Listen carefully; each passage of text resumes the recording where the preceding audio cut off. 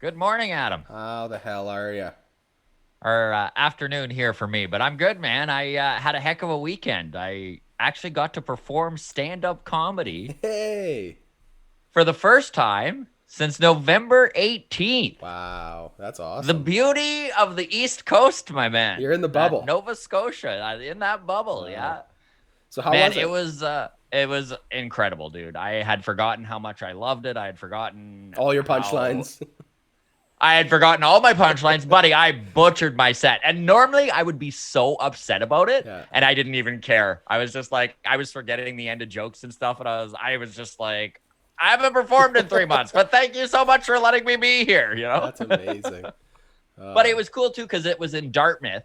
So Dartmouth is right next to Halifax, for those who don't know, and it's about 60,000 people. And everyone always mocks it for being a little bit seedier, I Okay. guess you could call it. All Right? right. It's a little bit more affordable to live there. Okay. So, you know, but it's a very blue collar place. And buddy, I just love performing to blue collar Uh, people, man. oh They're my yeah, people. It was just so great.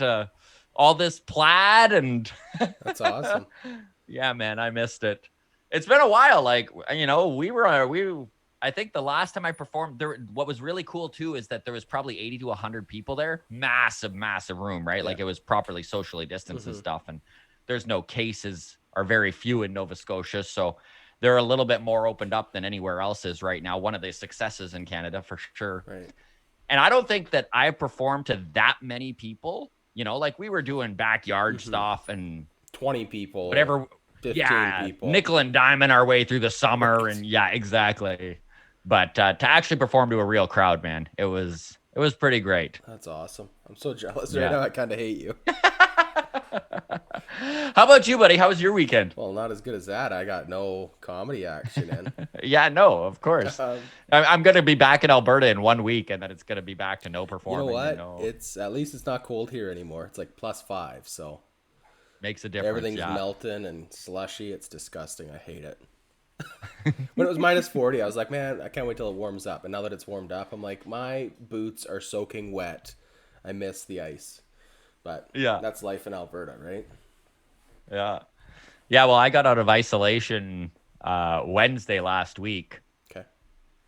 And oh boy, having a car, being able to go places and do things. Even last night, I just went and grabbed some snacks and stuff from the store. And it was just nice to like, oh, I could go and hop into this vehicle and then go into a store legally, right? Like, So, let me ask you this. What's your snack of choice?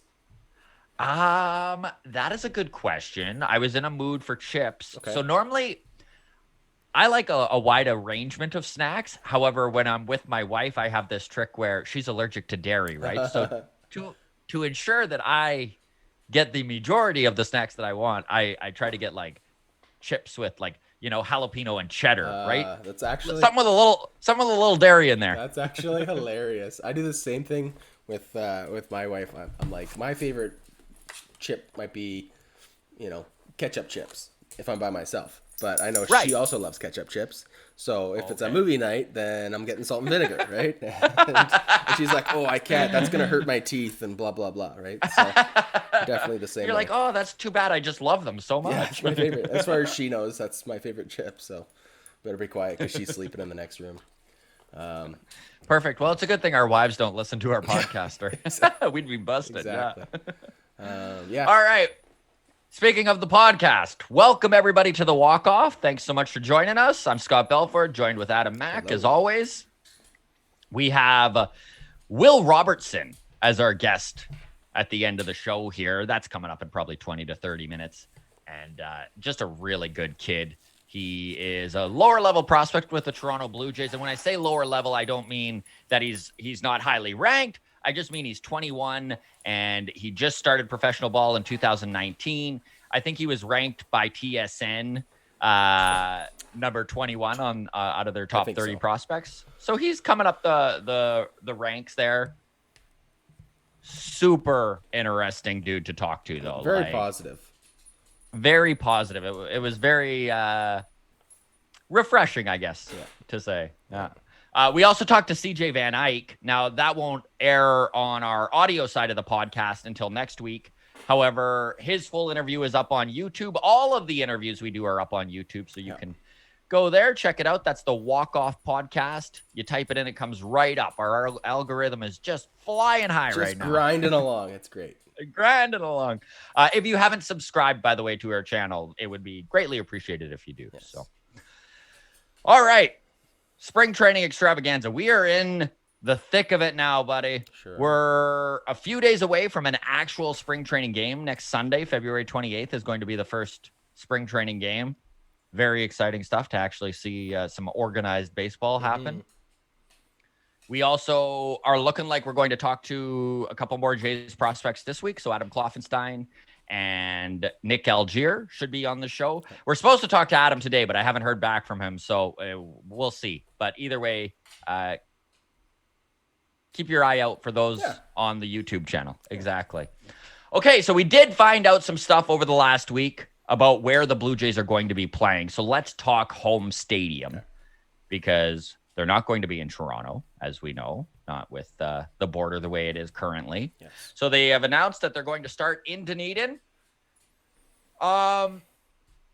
Start. Keyword is start in Dunedin. Which is really, this is just going to be just like this pandemic has done the whole time, right? It's going to be a shifting animal and things are going to change week to week, month to month. Yeah. So their current plan is to start in Dunedin, which is great. They're all there right now for spring training. The facility is beautiful. Right. That was one kind of cool thing that CJ Van Eyck talked, or Ike, I should say, CJ Van Eyck talked about. You know, you didn't butcher his name once when you talked to him. I did very well at not butchering his name while we were talking. That's great. Right. Yeah, I even brought that up to him, and he's like, "Oh, buddy, people mess it up all the time. Don't even worry about it." But, so now that he's given me carte blanche, I'm calling him Eek.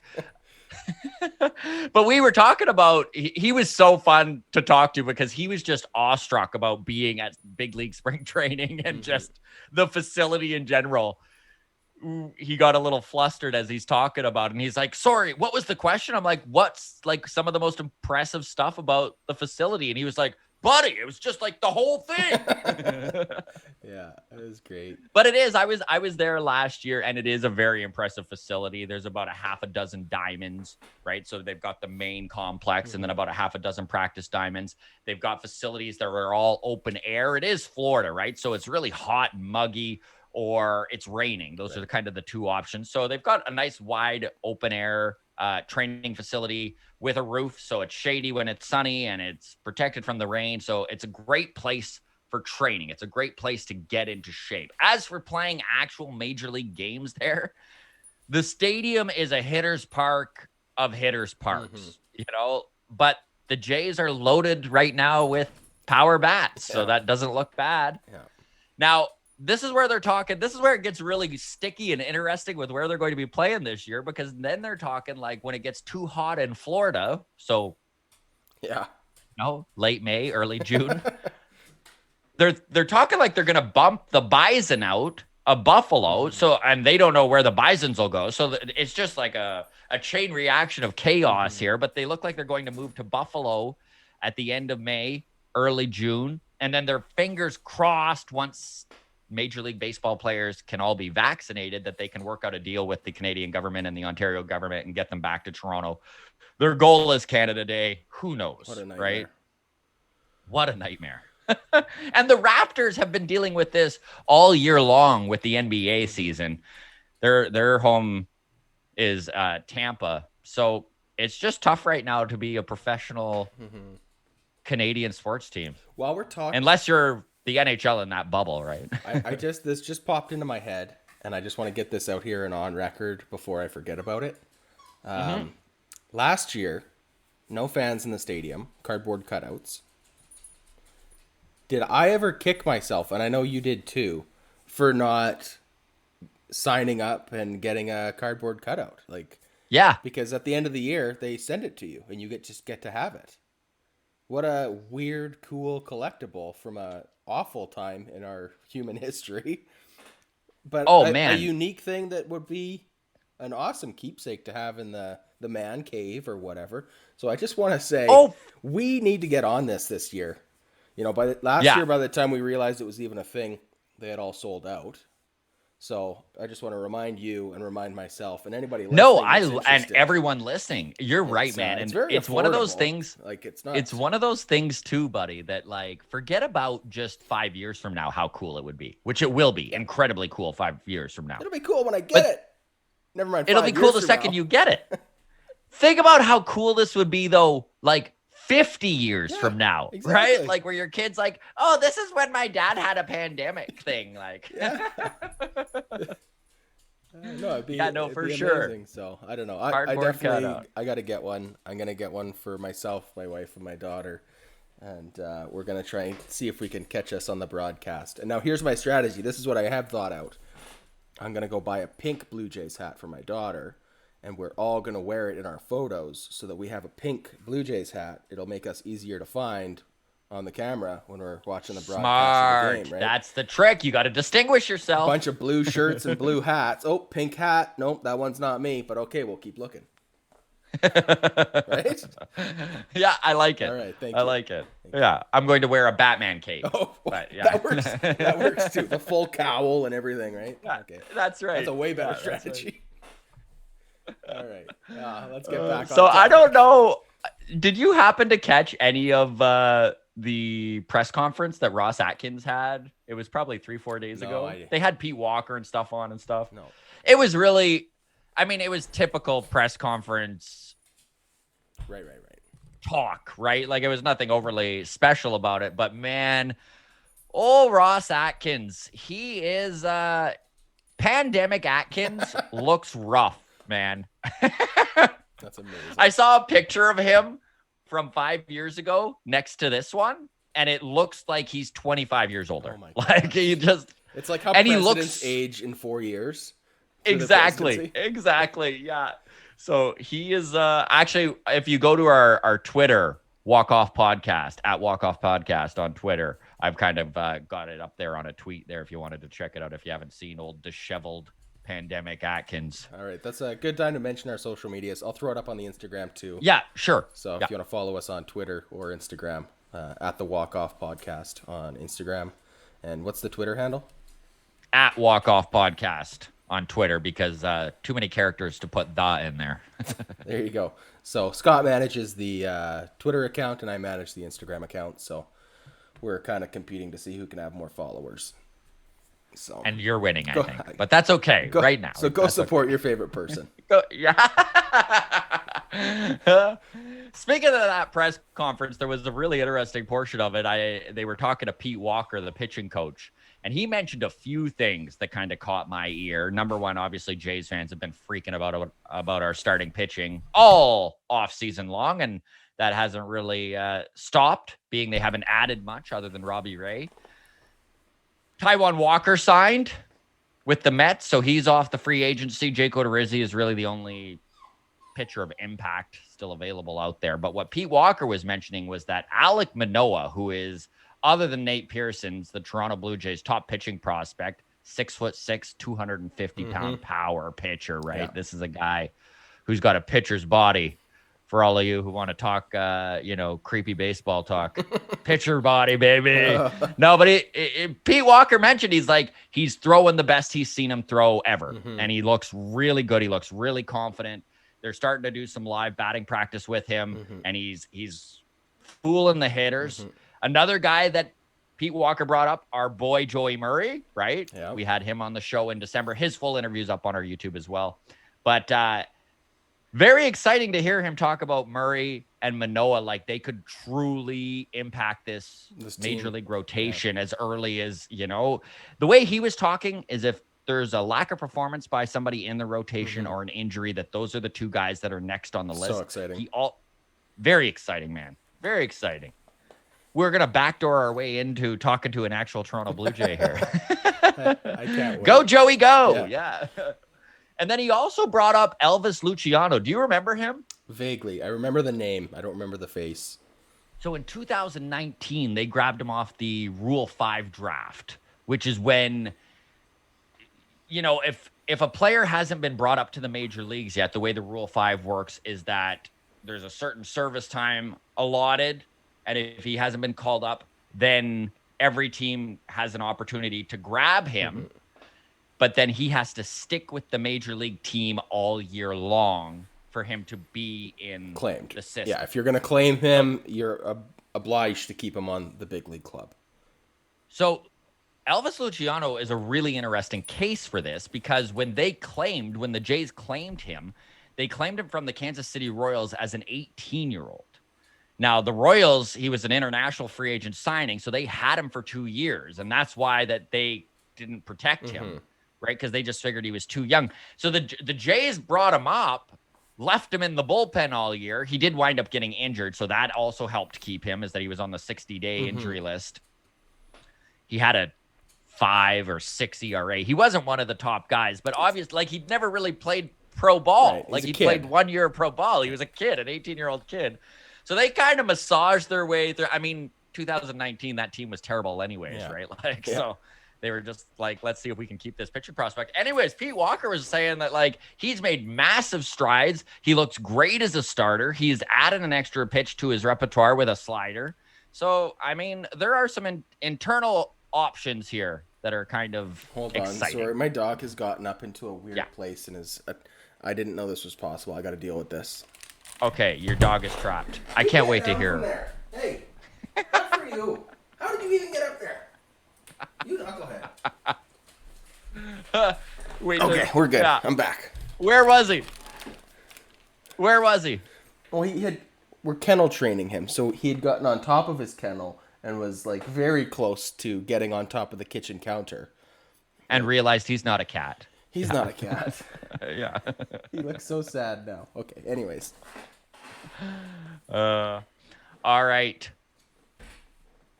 The full details are out on the Fernando Tatis Jr. 14-year, $340 million contract, which we did a quick cut in there and talked about whether Bo Bichette and Vladimir Guerrero, that this was a blueprint that maybe the Jays would follow suit. Right. Full details are out. No trade clause whatsoever. So they can't move him anywhere. No opt-outs. So Fernando Tatis Jr., rain or shine, good or bad, like the contract or not, is a San Diego Padre for 14 years. That's exciting. It's pretty crazy. If you're a San Diego Padre fan, I mean, that's the most commitment I've ever seen a team do. I mean, it obviously broke a record for the longest term ever given. Yep. Pretty cool. Pretty impressive. I guess now would be a good time to mention, I don't know if you're aware of this. Are you familiar with a company called Big League Advance? No. I just muted my mic there and coughed for anybody listening to the podcast. So, high production. It was seamless, by the way. Seamless. High production quality. Everybody watching on YouTube is like, what is he doing? Okay, so Big League Advance, this is a really cool company. You and I have talked extensively about the minor league pay system, right? And how minor leaguers don't get paid what they're worth, and how hard it can be for some of these guys to slug it out for a few years, making $500-600 a month, right? I think basically every guest we've had on the show has told some sort of a story about, trying to debate, well, if I get chicken wings tonight, I have to eat Ichiban for the rest of the month, and this crazy stuff, right? And for sure, getting by on, what do they call it? Like the draft bonus babies. Yeah, the bonus babies, helping everyone else out. Yeah. So basically, if you're a highly drafted prospect, you get a nice big signing bonus, and it's your role to basically subsidize everybody else on your team. Is essentially how it works, right? So you're buying dinner, you're getting the guy the fresh pair of socks when he needs a new pair of socks, whatever the case may be. Anyways, enter Big League Advance. So this is a new company. I guess they're about 5 or 6 years old now, but still small. So the way they operate is essentially like a venture capitalist. Think like Shark Tank or Dragon's Den or any of those guys, right? They essentially offer a small lump sum up front to a minor league prospect in exchange for a guarantee of a small percentage of that player's lifetime earnings in the MLB. Right. Okay. So what they do is basically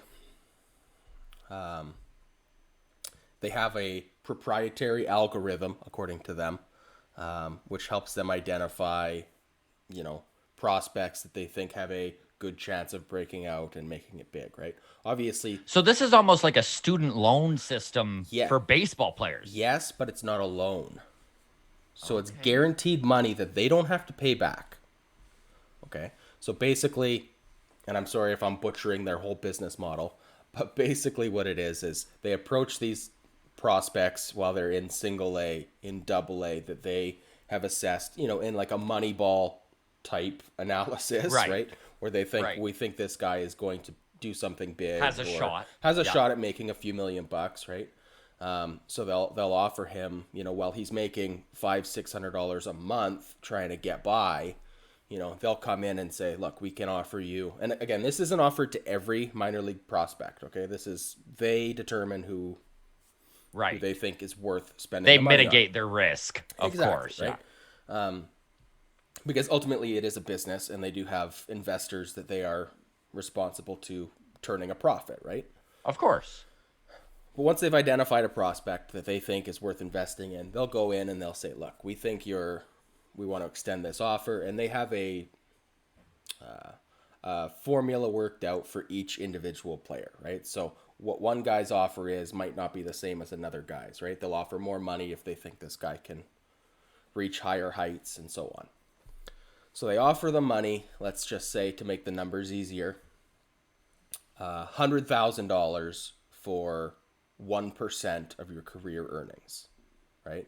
The player then has the option to do 1%, 5%, or 10% of their career earnings, and that lump sum kind of gets scaled up.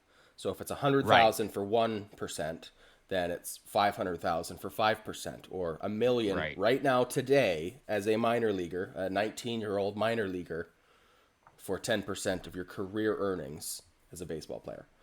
Wow, this is really interesting. I've Yeah. never heard of this. So lump sum upfront, it's all guaranteed. There's no repayment no matter what. So it's Yeah. not a loan. There's no obligation if a career-ending injury or anything occurs, or they just don't pan out as a Yeah. prospect, right? They've made $1,000,000. You know, they can take care of their family and so on, right? Fernando Tatis Jr. got one of those offers 5 years ago. What? Yeah.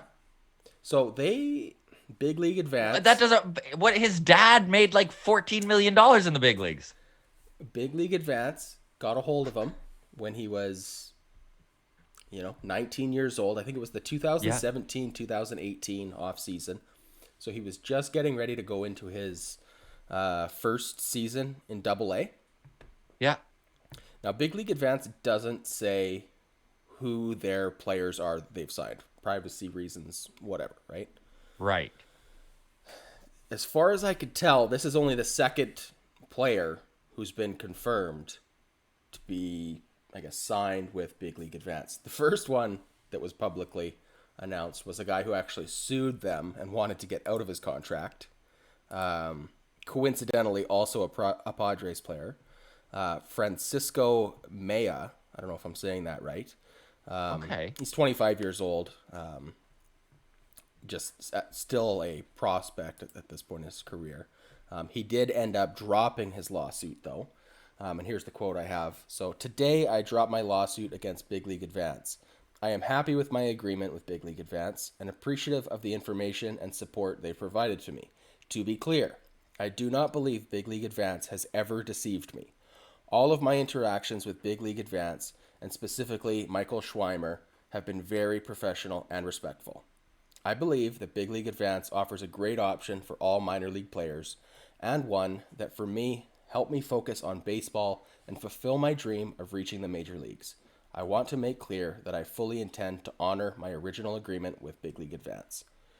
Interesting. So I'm sure there was some agent influence there with the initial lawsuit of like, hey, we can't just be giving up 10% of your career earnings here, and tried to get him out of it. But Right. I mean, I think that's a win for Big League Advance. They're pretty vindicated in that dropping of the Oh, lawsuit. wow. So, Like, I can't even get over that Tatis was one of the guys who took this deal. That doesn't seem to make any sense to me, but good for Big League so AI, you said? Big League Advance. Advance, Big League So Advance. this is Man, this is a company that the MLB and the MLBPA have both spoken out against. They do not like oh, it. They think it's a bad idea. But I mean, they've also got their business motivations for why they don't want players to be paid in the minor leagues either, right? So yeah. It does make sense, though. Like, this is the type of thing where the variance of talent when it comes to a baseball player coming up in the ranks, like if you get to A ball, if you get to double A, you're a very, very talented player that is miles ahead of everyone below you. yes, Right. And this is where steroids was such a big thing, is that the difference between a superstar and a guy who toils away in AAA is literally like minute. It's a little sliver. So if you can have an advantage, if you can get, let's say, an advance, right? Or you sign a contract saying, yeah, I will give you 1% of my income because it's totally worth it for me to not worry about working a part-time job, about not worrying about money, about not skimping on certain things like food, right? The healthiness of my food, right? I don't know. I kind of think it's a great little system. I mean, it's just shining a micro or a magnifying glass on the brutal problem that is minor league ball, though. isn't it? Like, I mean, you mentioned Fernando Tatis Sr., obviously Junior's dad. Quick Google here shows his estimated career earnings were $18 million. So so this is like they're giving a guy whose total earnings were $18 million, and that's not even talking about like sponsorship and side stuff or whatever for him. And his kid needs a loan. It doesn't make sense to me. I don't get it. But it is surprising when you put it like that. I mean, Fernando Tatis was an undrafted, international prospect signing kind of thing, right? I mean, I think it's a good idea. It's funny they say they have this proprietary algorithm that helps determine prospects worth investing in. But if you go to MLB.com and you look at the 2018 prospect watch, Fernando Tatis Jr. is the number 2 prospect in all of baseball. So I don't know if you need an algorithm to tell you that he's going to be worth investing in. yeah. But just to point out, Wow. the number 1 prospect in 2018 was Vladdy Jr. So Wow. yeah, well, exactly, right? So anyways, pretty interesting stuff. I mean, if Very interesting, it man. depends on the size of deal that he took with them, right? If he gave them 1%, that's still 3.4 million that they're getting back. But if he did a 10% advance, I mean, they've got $34 million coming their way. So pretty That's crazy. impressive. So Yeah, that's very crazy. I That's really interesting, dude. I think, I don't often root for the big investors, when it comes to Wall Street bets and everything Yeah. like that, right? I usually vote for the little guy. But I think in this case, relative to the MLB owners, a company like Big League Advance is still the little guy. And I think getting a big return on investment in a guy like Fernando Tatis Jr. gives them more flexibility to work with more prospects potentially, right? So I think this is a big win for everybody in the minor leagues, and I'm excited by it. I think it's pretty good. So I think it's great. I think it's going to help a lot of minor league players. I mean, it's a little infuriating that the billion-dollar industry that is the reason the minor leagues exist isn't looking after it, but but there you go. it's the world we live in. Yes. The world we live in. So anyways, Let's talk about that Players Tribune article that Blake Snell wrote. Blake Snell. Okay, yeah. What would you like to say about that? I wanted to bring it up because you had a really interesting take on it, and I really enjoyed it. It's funny because it didn't even come into my mind when I read it. It for all of you out there who would like to read it, it is a really interesting read.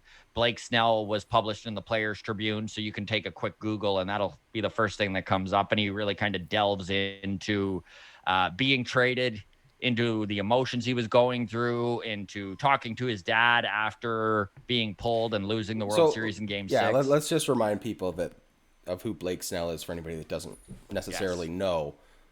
Blake Snell was starting pitcher for the Tampa Bay Rays.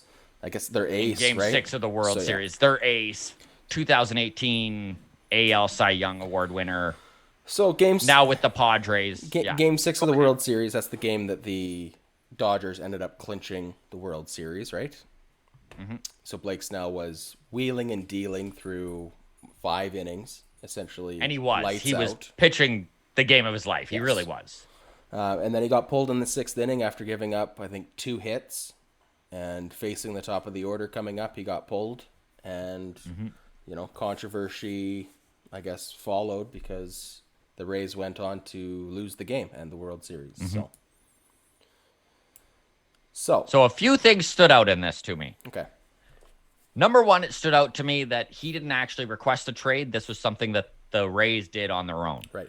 The other thing, and this is where I'll let you take over in a second, but Snell came out and said that he was throwing completely off his game when he saw that Rays manager Kevin Cash had called the bullpen and got a pitcher up and warming up in the 6th inning. He said that it threw him right off his game. He went from being dialed in and being like, what am I going to do to get out Mookie Betts to move this game forward? And all I could think is, oh my God, don't allow a hit. Don't allow a hit. I've got to be perfect or they're going to pull me instantly. Mm-hmm. And I just kind of rolled off my back. I didn't put too much thought into it. And then you brought up. Can I read the quote here from the article? Please. Yes, please. So it starts off. These are all Blake Snell's words here. Basically describes the scenario of Game 6 that we kind of just covered. But he says, first off, I don't think I'm bragging or exaggerating or whatever in saying that I was dealing in that game. I mean, I was on. I just was. Anyone who watches baseball will tell you that. I was pitching the game of my life that night. And when you're doing that, and you're in the moment, and you've got it rolling, and you're thinking about who's up, and what's my game plan, you're just 100% dialed in and focused on how to get guys out. So throughout that whole game, I'm super focused. I know what the Dodgers hitters are looking for. I know what pitches to throw each dude who comes up. And I know exactly where I'm going to locate those pitches. Everything's clicking. I just basically have to keep doing what I'm doing. Then, ... I'm jogging to the hill to start the 6th. And in the distance, I see Anderson out there in the bullpen warming up. About 15 question marks there. It's like, what the heck? In my head, I'm like, man, I'm making history out here. I've never been this good against such a great team. Why is this man warming up right now? And of course, I've been around for a few years now, so I've seen this scenario play out for our team, including in the postseason. I know what's up. Damn, I'm really about to be taken out of this game. This is really happening. In a split second, that's all I'm thinking about. I can't help it.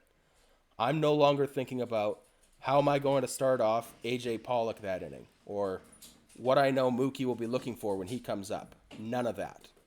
Now I'm thinking about how I'm going to get pulled from the biggest game of my life. And look, man, believe me, I'd love to tell you this wasn't the case. That it's possible to see something like that and just totally ignore it. And I don't know, maybe some guys can, but for me, it just triggered my mind and put all sorts of uncertainty in my head. It absolutely messed up my thought process. If I don't see that, if I go out there that inning and I'm totally locked in and focused on guys coming up and the game plan, there's zero chance of my mind wavering. Literally zero chance. And then the article continues to go on for about 14 paragraphs. But so I read that and I didn't put too much thought into it. And then you brought up the following point. Okay, so our friend of the show, Trevor Freeman, sent this to us, this article in a group chat. Yeah. And I believe his comment on it was, here's an example of an absolute professional. right? He's talking about, I guess going from one of the highs of his career to one of the lows. And he's doing it with class. I think was the point that Trevor was trying to make, right? Yeah. Because he did come out in the article and say he has no hard feelings with Kevin Cash. He always thought he was a great manager, blah, blah, blah, blah, blah, right? Absolutely. So, I guess my thoughts on it was, what a snowflake.